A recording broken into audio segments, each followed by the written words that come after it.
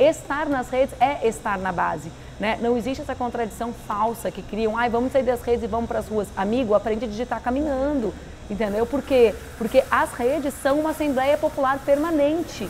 Tem reunião o dia inteiro, o povo está reunindo o dia inteiro e tem gente que está escolhendo não participar da reunião. É uma reunião plenamente democrática? Não é. Quem tem robôs e ferramentas de Big Data, como a direita tem, pega a reunião, invade com o microfone e a gente está falando no gogó, né? Mas é a reunião. A gente não pode se dar o direito de estar fora dela.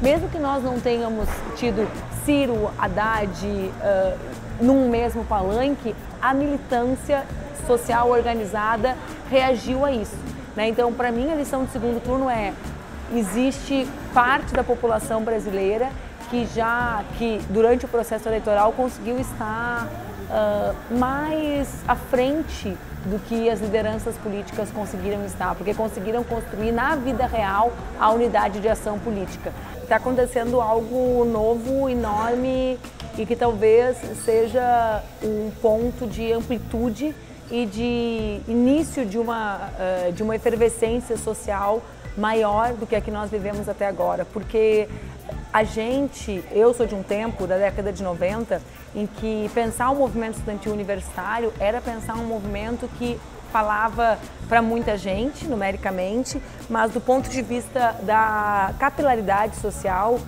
muito concentrado em setores médios, né? E setores médios muito pequenos no Brasil, como era o Brasil da década de 90, do início dos anos 2000, antes do presidente Lula.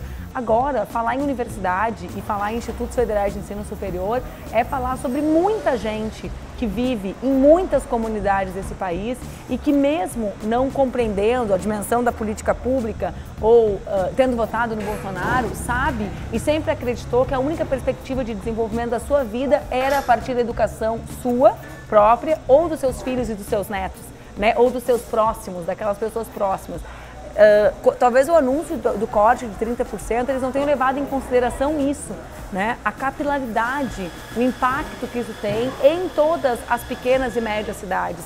A política de ampliação dos institutos federais de ensino superior é uma política muito vinculada a um sonho de um Brasil desenvolvido com as suas potencialidades regionais. E eles ignoraram isso tudo com o corte. Eu acho que a gente tem que ser coerente com aquilo que a gente diz. E se nós estamos diante de uma ameaça à democracia brasileira, nós necessariamente precisamos nos unir com setores mais amplos. Então, talvez os estudantes mais jovens tenham a capacidade, assim como na eleição, né, os movimentos sociais tiveram, de dizer vamos virar a página do que representou a eleição e voltar a dialogar com pessoas, segmentos que não estiveram conosco, mas que estão agora percebendo o que representa esse governo. E que bom que percebam esse papo de votou do lado de lá, eu não quero conversar, é muito bom para demarcar. Mas para mudar o Brasil e para garantir os direitos do nosso povo não serve, porque nós perdemos a eleição, né? Nós somos a minoria, nós precisamos voltar a sonhar em ser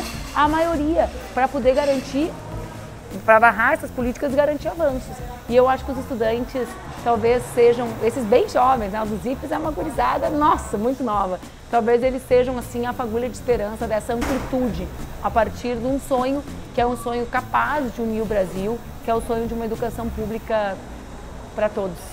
O dano da prisão do Lula já é irreparável para o Brasil e para o povo brasileiro, porque a construção da narrativa dessa prisão e da sua prisão nunca foram só, a liberdade de Lula nunca foi uma luta só pela liberdade de Lula, o homem Lula, muito embora todos nós tenhamos respeito, admiração e a maioria de nós carinho e afeto por ele, né? A luta pela liberdade de Lula sempre foi a luta pela construção de um caminho livre para o Brasil. E esse caminho já tem marcas das vitórias deles. Quais marcas? A reforma trabalhista aprovada pelo golpe, quer dizer, a narrativa que justifica a prisão do Lula é a mesma da construção do golpe com a Dilma.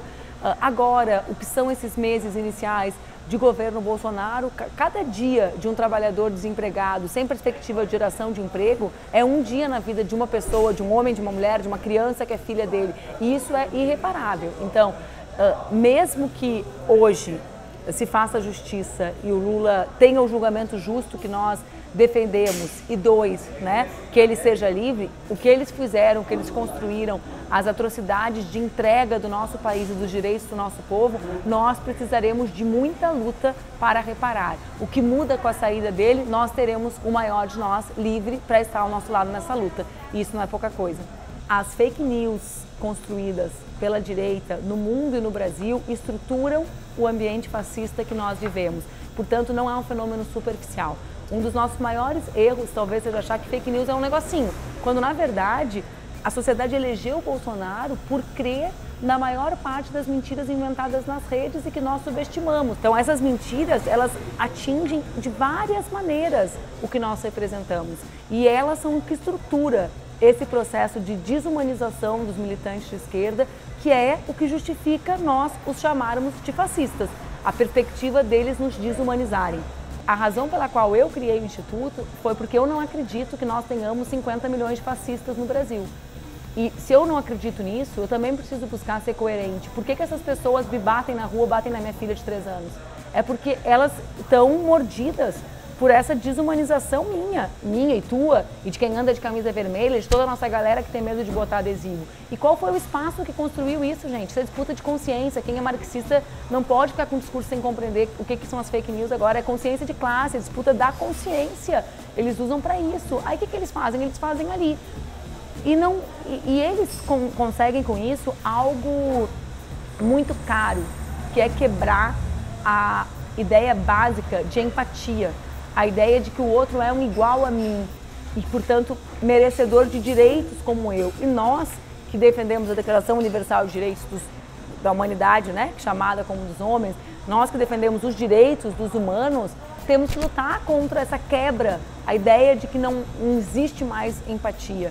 E eu acho que a gente precisa humanizar as nossas histórias. Por isso que eu decidi começar fazendo isso, contando as histórias das pessoas. E para minha grande surpresa, mesmo pessoas que convivem o dia inteiro comigo, né, ficaram chocadas. E como assim vocês ficaram chocados com a história da Lola? Como assim vocês estão chocados com a história da Maria do Rosário? Vocês nunca tinham se dado conta disso, sabe? Vocês nunca se deram conta? Eu brinco, às vezes faço um estágio de 6 horas nas minhas redes. Não precisa ser de 6 meses, 6 horas. Né? Faço um vídeo na rede da Rosário. Né? Então, a gente precisa falar com as pessoas que nós existimos. Só que isso tem a dimensão de um de nós e de milhares de nós. Então, assim, isso acontece em escalas menores e na grande escala, que foi a eleição do Brasil. Né? Então, a gente precisa falar sobre isso. Para mim, isso é muito caro, muito relevante diante do que nós vivemos.